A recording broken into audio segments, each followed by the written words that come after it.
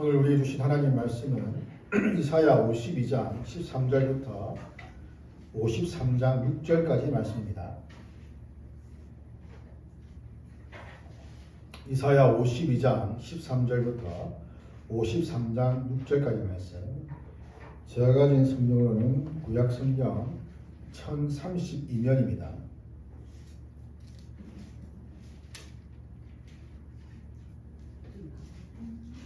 이사야 52장 13절부터 53장 6절까지 말씀입니다.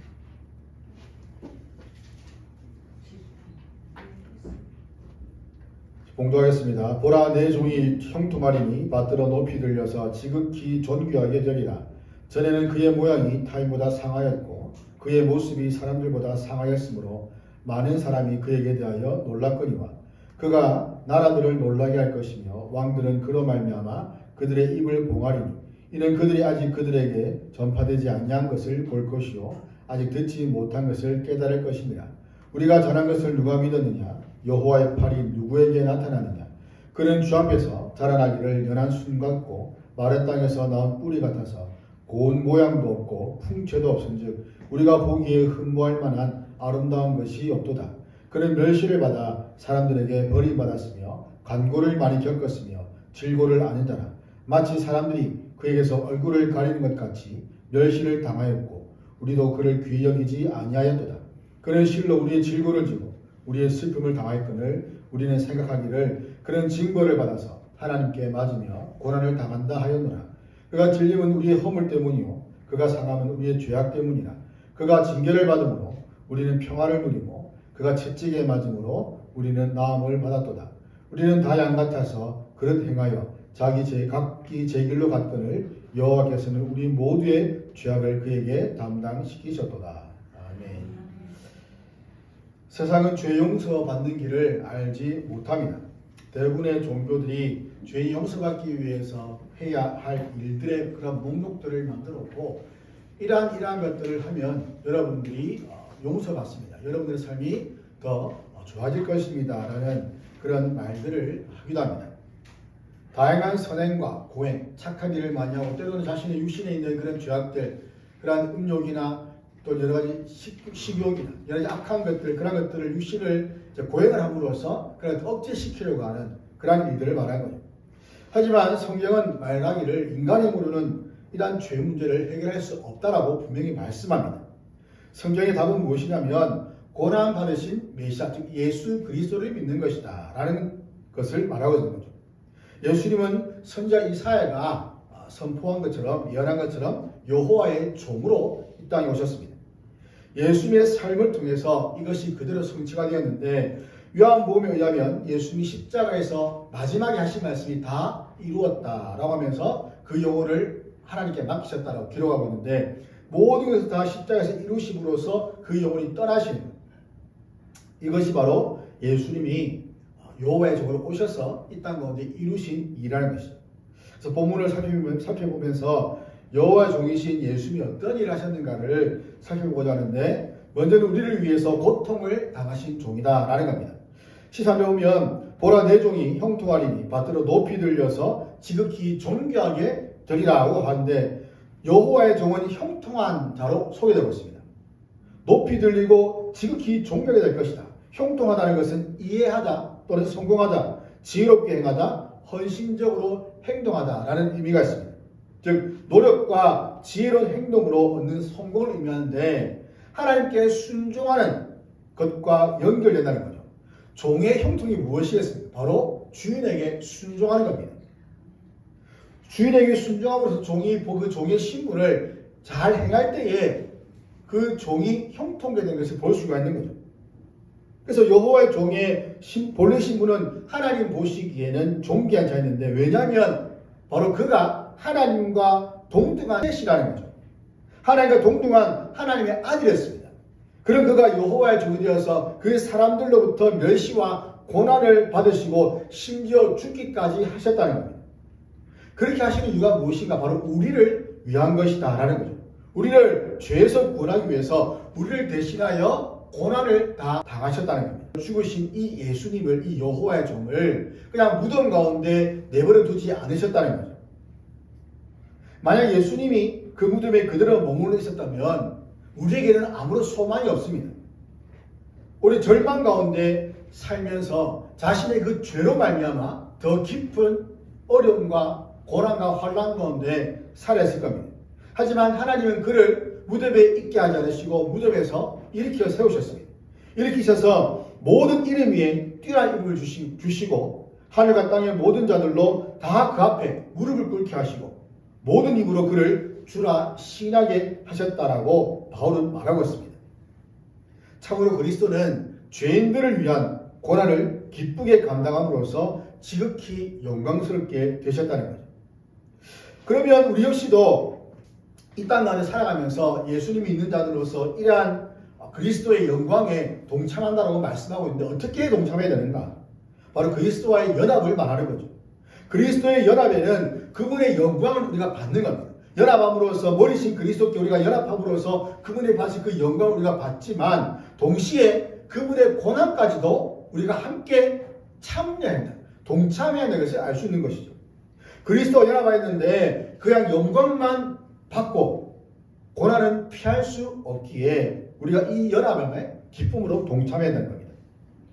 한 도자기 장인이 뜨거운 감 앞에서 흙을 빚고 있었습니다. 제자가 이렇게 묻습니다. 선생님, 왜 그렇게 손이 거칠어졌습니까? 장인은 웃으면서 좋은 그릇은 뜨거운 불과 거친 손과 함께 통과해야만 만들어진단다 라고 말을 합니다. 하나님은 우리를 버리기 위해서 고난을 허락하신 것이 아닙니다. 도리어 그리스도의 형상을 닮아가도록 하시기 위해서 이 고난에 참여하게 하시는 것이죠. 그래서 그리스도께서 이 고난을 통과한 후에 영광을 얻으신 것처럼 그리스도와 연합한 자도 이 고난을 통과한 후에 그 영광에 이르게 된다는 것을 보여주시는 겁니다. 하지만 성도들 중에서는 그리스도의 고난을 회피하고 그리스도의 영광만 구하는, 그리고 거기에만 동참하려고 하는 사람들이 있습니다. 즉 십자가 없이 영광만 추구하는 것이죠. 하지만 그리스도의 고난에 동참하지 않는 사람은 그리스도의 영광에도 동참할 수가 없습니다. 로마서 8장 17절 보시면 자녀면 또한 상속자 곧 하나님의 상속자요 그리스도와 함께한 상속자니 우리가 그와 함께 영광을 받기 위하여 고난도 함께 받아야 할 것이다 라고 말씀합니다. 우리가 그리스도의 영광에 동참하려면 그리스도의 영광만 아니라 그분의 고난에도 동참을 하라는 말씀이죠. 특별히 그리스도께서 우리의 구원을 위해서 고난 받으신 것처럼 우리는 그리스도의 거룩한 이름과 그분의 복음을 위해서 고난을 받아야 됩니다. 그래서 주님께서도 의를 위하여 나를 위하여 핍박받고 고난받는 자 복이 있다고 말씀하시는 겁니다. 그런데 14절 보시면 이 여호와의 종의 모습이 나오는데 굉장히 많이 상한 모습으로 나옵니다. 그 종을 보는 많은 사람들이 그에 대해서 놀라게 된다. 그 모습이 사람들보다 상하였다. 타인보다 상하였다. 그래서 그에 대해서 놀랐다라고 합니다. 그의 종의 모습이 상하여도 매우 상하여서 도무지 사람이라고 할 수 없을 정도의 상한 모습. 여호와의 종, 우리가 생각하면 일반 생각하면 여호와 종이라면 굉장히 영광스러운 모습. 왜냐하면 하나님의 종이기 때문에 그가 하는 모든 일들이 다 영광스럽고 보기가 아름답고 정말 아주 고귀한 것으로 생각할 수가 있습니다. 하지만 그런 모습이 아니라 고난을 받아서 상한 모습으로 나타나셔서 하나님의 백성을 회복하는 사역을 감당하신다는 겁니다. 그리고 과거 그 종의 끔찍한 모습에 많은 사람들이 놀랐던 것처럼 그의 장래 모습은 많은 민족을 놀라게 할 것이고 왕들은 입을 봉할 것이다 라고 15절에서 말씀합니다. 그 놀라는 이유가 뭐냐면 여호와의 종이 전에 전파되지 않았던 것을 전파하고 그들이 그것을 보게 되고 또 들어보지 못한 것들을 그들이 듣고 깨닫게 될 것이기 때문이다라고 하는 거죠. 전파되지 않은 것이 무엇인가? 바로 메시아의 구속사역에 포함된 진리를 가리킵니다. 예수님이 오셔서 죄인들을 위해 낮아지시고 대신 그 죽으심으로써 많은 사람들을 지극히 높아지신 일, 그 일들을 많은 사람들이 생각하지 못한다는 거죠. 이렇게 보잘것없는 사람이 어떻게 많은 사람들을 구하고 지극히 높아질 수 있겠냐? 그걸 생각하지 못한다는 겁니다. 당시 세계는 낮아짐은 종의 미덕이었습니다. 또한 다른 사람을 위한 희생은 그 희생으로 그냥 그의 모든 것이 다 끝나버릴 뿐입니다. 그런 상황에서 그리스도께서 오셔서 낮아지시고 죄인들을 위해 대신 죽으시고 그로 말미암아 많은 사람에게 생명을 주시고 또한 부활하셔서 지극히 높이 들려 존귀하게 되셨다. 이것 때문에 많은 나라들과 왕들이 입을 닫을 수밖에 없다는 것이죠. 왜냐하면 그들이 보기에는 전혀 있을 수 없는 일이 일어났기 때문입니다. 이것이 바로 하나님 나라의 원리라는 거죠. 이 세상의 나라의 원리는 자기가 높아지는 것이고 자기가 대접받는 것이고 자기가 높은 곳에서 사람들을 다스리는 겁니다. 그 많은 사람들이 자신을 위해서 희생하는 겁니다. 하지만 하나님 나라의 원리는 이것과는 분명히 정반대라는 거죠. 하나님 나라는 죽음으로써 다시 살고 낮아짐으로써 높아지는 나라입니다. 마태복음 10장 39절에 자기 목숨을 얻는 자는 잃을 것이요 나를 위하여 자기 목숨을 잃는 자는 얻으리라 말씀합니다. 또한 마가복음 10장 43절 44절에 보면 너희 중에는 그렇지 않을지니 너희 중에 누구든지 크고자 하는 자는 너희를 섬기는 자가 되고 너희 중에 누구든지 으뜸이 되고자 하는 자는 모든 사람의 종이 되어야 하리라. 또 요한복음 12장 24절 25절에 보면 내가 진실로 너희에게 이르노니 하늘의 밀이 땅에 떨어져 죽지 않으면 하늘 그대로 있고 죽으면 많은 열매를 맺느니라. 자기 생명을 사랑하는 자는 잃어버릴 것이요 이 세상에서 자기의 생명을 미워하는 자는 영생토록 보전하리라 하고 말씀합니다. 이러한 원리를 따라서 예수님께서는 친히 낮아지시고 그 목숨을 내어주신 것이죠. 때문에 우리 역시도 이러한 원리, 이 세상의 원리가 아니라 바로 그리스도의 그 삶을 본받아야 됩니다. 사랑하고 다른 이들을 섬기고 그리고 의를 위해 살아야 됩니다. 그래서 하나님 주신 그 능력으로 우리가 정말 주님을 따라가는 그리스도인으로서 예수 그리스도를 본받고 그분이 행하신 그 모든 일들을 우리가 감당할 때에 받는 그 모든 고난과 그 영광이 우리에게 주어지는 것을 기뻐하며 감당할 수 있기를 주의 이름으로 축원합니다. 두 번째는 자기 백성에게 배척당하신 종인데 53장 1절 보시면 우리가 전한 것을 누가 믿었느냐 여호와의 팔이 누구에게 나타났느냐. 여기 나타난 것은 여호와의 종에 관한 것인데 우리가 전한 것을 누가 믿었느냐. 즉 이것은 무슨 말인가 하면 하나님 보내실 그 여호와의 그 종이 그들을 구원할 구원자라는 것을 아무도 믿지 않는다는 말입니다. 묻는 것이 아니라 방문하는 것이요. 누가 믿느냐? 누가 믿느냐? 아무도 믿지 않는다는 겁니다. 오히려 불신하고 배척하게 될 것이라 말씀하시는데 왜냐하면 그 이유가 이제를 보시면 그는 주 앞에서 자라나기를 연한 순 같고 마른 땅에서 나온 뿌리 같아서 곤 모양도 없고 풍채도 없은즉 우리가 보기에 흠모할 만한 아름다운 것이 없다라고 합니다. 구원자라고 하면 말씀드렸지만 여호와의 종 구원자라고 하면 굉장히 그 외형적인 모습으로부터 벌써 다른 이들을 압도할 만큼의 그런 카리스마를 가지고 있을 겁니다. 그리고 가문도 굉장히 훌륭한 가문, 체력도 굉장히 좋을 것이고 지혜도 있고 또 어떤 자신을 따르는 그런 군대나 어떤 병사들도 있을 것이고 지략도 뛰어날 것이고 이러한 사람이 진정한 구원자다, 영웅이다라고 여긴다는 거예요. 그러나 여호와의 영은 보기에 마른 땅에서 올라온 뿌리 같아서 고운 모양도 풍채도 없다. 그 땅에 마른 땅에 말라가지고 뿌리가 삐져나온 그 모양 얼마나 흉합니까? 땅에 깊이 박혀야 할 뿌리가 땅이 가려서 그 나온 그 모양 굉장히 흉하다는 거예요. 그러니까 고운 모양도 풍채도 없다. 삐쩍 마른 그 뿌리를 보시면 생각하시면 됩니다. 사람들이 우리를 볼 수 있는 영웅적인 조건은 아무것도 없다는 겁니다. 도리어 딱 보고 그냥 무시하기 좋은 모습. 그 사람들이 여호와의 종이 오더라도 믿지 않고 배척할 것을 말하는 거죠. 실제 이스라엘 백성들은 예수님이 오셨을 때에 어땠습니까? 그가 갈릴리 나사렛 출신, 저 시골 출신이라는 것을 알고 무시했습니다. 또한 가난한 목수의 아들이었기에 또한 무시했습니다. 그리스도를 인정하지 않았습니다. 그분에게서 하나님의 구원을 발견할 수 없다라고 생각했던 것이죠. 그래서 배척하고 심지어 십자가에 못 박아 죽이기까지 했던 겁니다. 이를 해서 그들은 자신들을 구원하기 위해 오신 구원자를 배척하여서 하나님께 결국에는 버림을 받았던 겁니다. 그들이 하나님의 말씀을 믿었다면 선지자들의 메시지에 귀를 기울였다면 그렇게 구원자를 배척하고 그로 인해서 허망하게 멸망하지는 않았을 겁니다. 이 구원이라는 것이 사람의 생각과 판단과 경험과 지식과 학식과 기대와 전혀 다른 방식으로 주어진다는 거죠. 세상의 강한 자들을 위해서, 강한 자를 통해서 구원하시는 것이 아니라 세상의 약한 자를 통해서 하나님이 그 구원을 이루어 가신다는 겁니다. 하나님은 성경을 주셔서 인생들이 이러한 구원을 얻을 지혜를 주시는데 그 구원의 지혜가 무엇인가? 바로 예수님을 구주로 믿고 받아들이는 겁니다. 그리고 성경이 가르치는 것이 무엇이든지 그에 부합한 삶을 사는 것을 말하는 거죠. 다시 2절 보시면 그런 주 앞에서 자라나기를 연한 순 같고 마른 땅에서 나온 뿌리 같아서 곧 모양도 없고 풍채도 없은즉 우리가 보기에 흠모할 만한 아름다운 것이 없다. 이런 외적인 모습, 인간적인 어떤 매력도 없는 모습, 정말 볼품없는 그런 모습, 이런 모습은 도무지 우리가 다시 상상할 수 없는 모습입니다.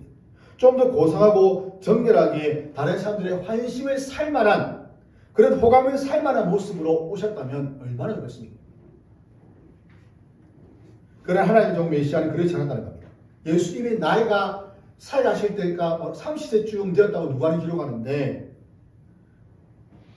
이 예수님 말씀하실 때에 사람들이 보고 네가 50이 안 됐는데 어떻게 아브라함을 봤느냐 라고 말하는 게 장면입니다.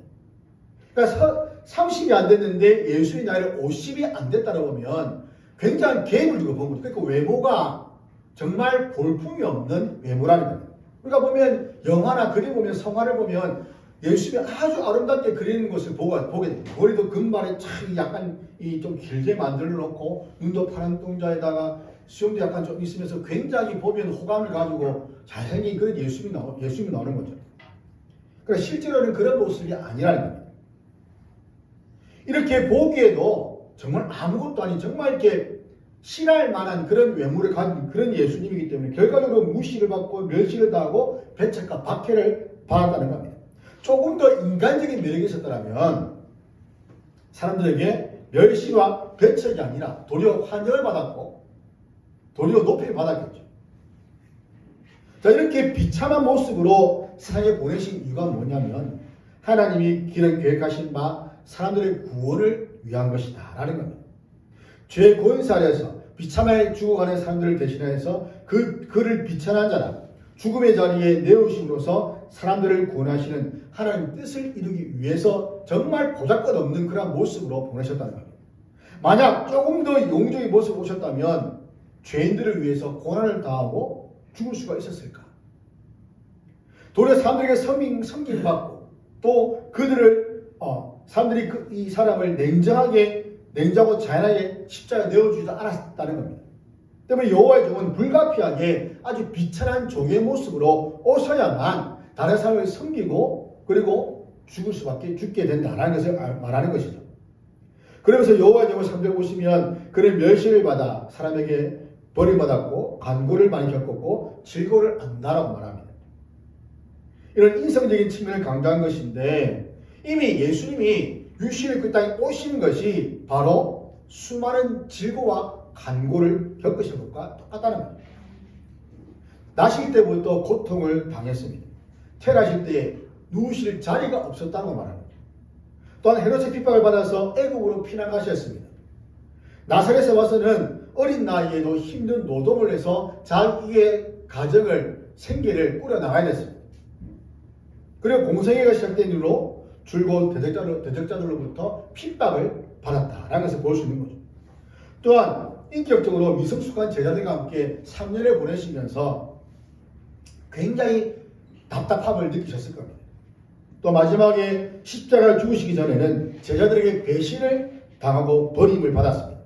그리고 로마 군사들에게 침뱉음과 조소와 멸시와 학대와 채찍질과 주먹질을 당했고 결국 십자가 위에서 처참하게 죽임을 당하셨던 거죠. 사람으로 나셔서 사람이 경험할 수 있는 그 이상의 모든 고통과 슬픔, 극한 상에 이르는 그런 인격적과 정신적, 육체적 고통을 다 겪으셨다는 겁니다. 오늘 누가 채찍을 맞고 누가 십자가 달려 죽습니까? 물론 공산국가에서는 이슬람 국가에서 아직도 그런 것이 있겠지만 그러나 대부분의 나라에서는 그러한 일이 일어나지 않는다는 거죠. 그리고 그러한 일을 겪으려고 하는 사람도 없다는 겁니다.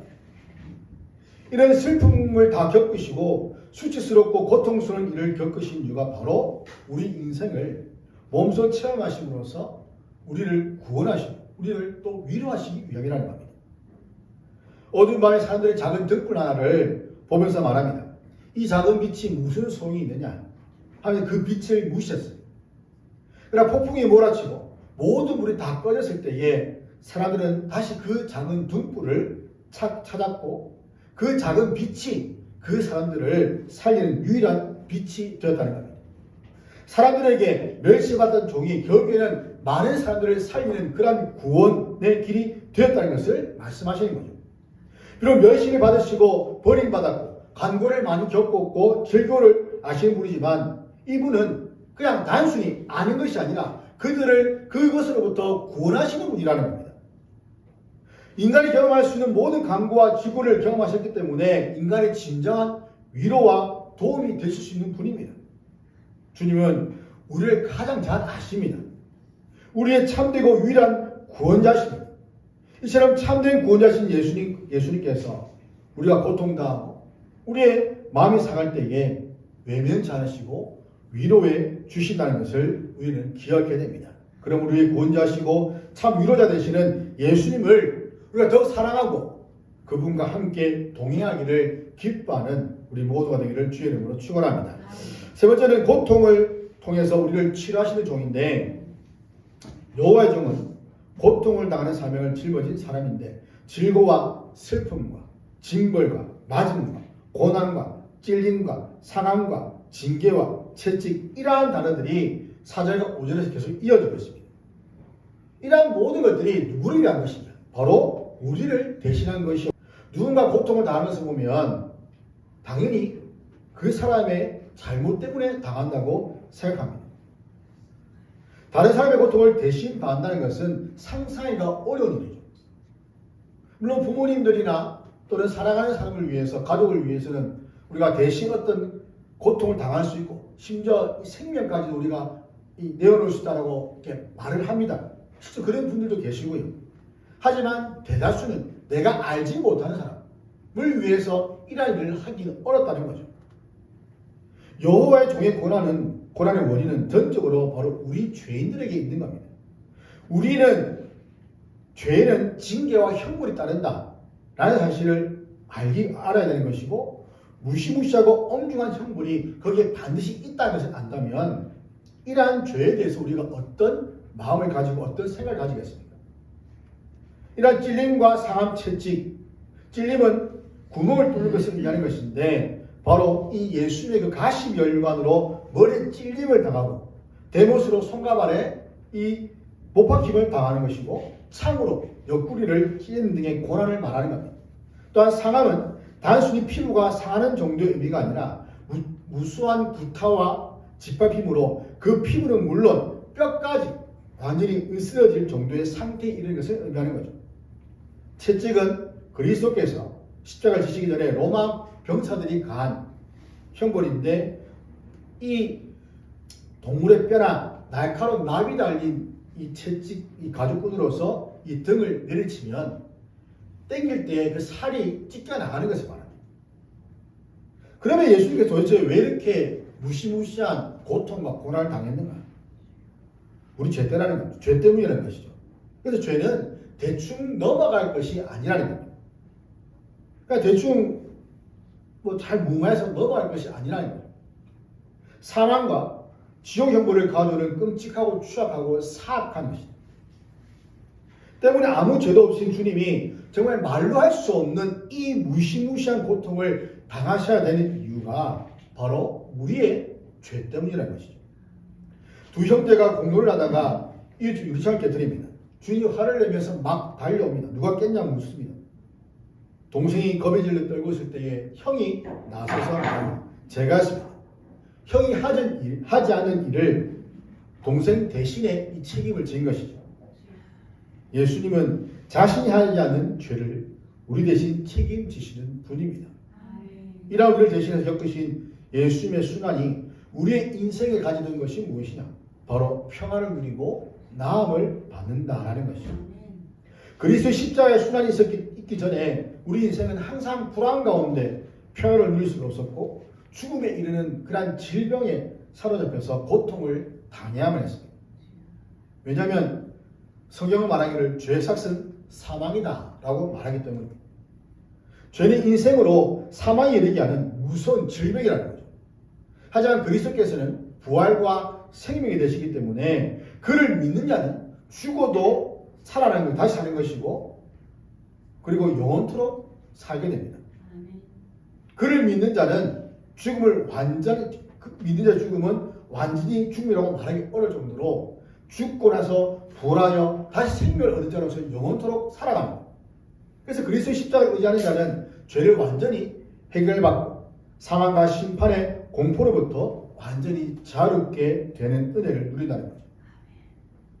영원한 생명과 참된 평화를 누리게 된다는 겁니다.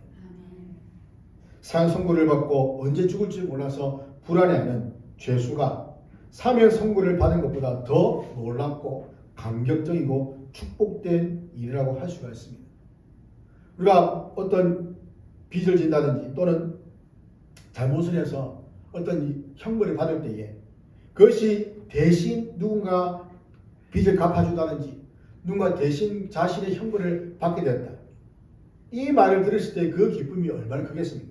심지어는 누가 대신 숙제만 해줘도 기쁜데 누가 대신 뭘 해주면 해주는 것만으로 대신 기쁜데 자신이 감당해야 될 이런 엄청난 형벌과 심지어 죽음 이런 것을 누가 대신 해줬다는 것은 굉장한 은혜라는 거죠. 평생 그것을 잊지 못하고 갚아 나갈 수밖에 없는 그런 상이라는 거죠. 이것을 우리 주님이 우리에게 베풀어 주셨다는 거죠. 이러한 치유와 은혜, 평안의 복을 선물로 받은 우리는 그리스도의 크신 은혜와 사랑에 감사하면서 영육간에 우리는 강건한 삶과 평안을 누리는 그러한 삶을 살아갈 수가 있는 겁니다. 그리고 이러한 은혜를 알지 못하는 자들에게 이러한 평안의 은혜를 전해야 되는 것이죠. 6절 보면 우리는 다 양 같아서 그릇 행하여 각기 제 길로 갔거늘 여호와께서는 우리의 모든 죄악을 그에게 담당시키셨다. 양 같다. 인간은 본질적으로 생명과 구원의 길로 갈 수 없는 존재라는 말. 다라는 표현은 이 세상에 모두가 다 죄 아래에 있는 인생이지 거기에서 벗어나는 예외된 인생은 아무도 없다는 말이죠. 의인은 아무도 없고 모두가 다 죄인이라는 거예요. 우리가 양을 잘 알다시피 양은 어리석은 짐승 중에 하나입니다. 스스로 길을 찾지 못하고 바른 길 옆에 있어도 보지 못합니다. 찾지 못합니다. 반드시 목자가 바른 길로 인도해 주어야만 그 양은 길로 갈 수 있는 것이죠. 홀로 방참에 낭떠러지나 구덩이에 빠지거나 또는 맹수들의 모이가 될 수가 있기 때문입니다. 죄 아래에 있는 인생들도 스스로 계속 길을 찾습니다.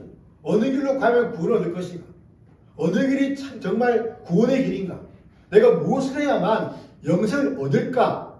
내가 무엇을 해야만 얻고 내가 무엇을 찾고 찾아야만 찾을 수 있는 내 스스로 내 인생에 어떤 막혀있는 그 길을 벗어나가는 그런 행동들을 한다는 거죠. 나름대로 구원과 생명의 길을 찾고 있습니다. 지금도 바깥에는 예수를 알지 못한 자들은 계속해서 무엇인가 방법을 연구해서 내 건강과 내 영혼이 앞으로 어떻게 될 것인가 고민하고 그것을 더 좋은 방향으로 나아가도록 하기 위해서 찾고 구하는 자들이 아직도 있다는 겁니다. 때문에 절에도 가기도 하고 또 물을 떠놓고 빌기도 하고 여러 가지 많은 방법으로 자신들을 구원하기 위해서 노력을 한다는 것이죠. 하지만 구원의 길은 하나입니다. 예수 그리스도밖에 없습니다. 그런데 모두가 다 각기 제 길로 간다는 거죠. 각자의 방식대로, 각자의 경험대로. 그들이 보기에 이 길은 인생에게 분명 구원과 생명을 줄 수 있는 길이다 라고 보일지 모르겠지만 그러한 길들은 다 뭡니까? 그릇된 길이에요. 그래서 그릇 행한다 라고 말하고 있습니다. 그릇 행하여 각기 제 길로 갔다. 인간에게 구원과 생명을 줄 수 있는 길은 결코 아니라는 것이죠. 도리어 인생을 멸망의 낭떠러지와 구덩이에 이르게 하는 길에 불과하다는 겁니다. 이 세상에는 사람들이 구원과 생명의 길이라고 생각하고 가는 길들이 얼마나 많은지 모릅니다. 수많은 세속 종교들은 다 사람들이 구원과 생명의 길이라고 여기는 그런 것들이죠. 하지만 그런 길은 결국에 가면 멸망에 이르게 하는 악한 길일 뿐입니다. 스스로 구원하려고 애쓰지만 그렇게 하면 할수록 멸망의 길로 갈 뿐이라는 거죠. 그래서 우리는 참 목자이신 예수님께만 붙어 있어야 됩니다. 주님이 인도하시는 길은 생명의 길이기 때문이죠. 주님이 인도하시는 길은 아버지께로 가는 길이기 때문입니다. 우리가 본질적으로 다 양 같아서 스스로 바른 구원의 길로 갈 수 없기 때문에 오직 참 목자이신 예수님께서 은혜 가운데 인도하셔서 그 구원의 길로 가게 하실 때에 우리는 그 구원의 길로 갈 수가 있다는 겁니다. 하나님이 제시하는 그 구원의 길, 바로 예수 그리스도.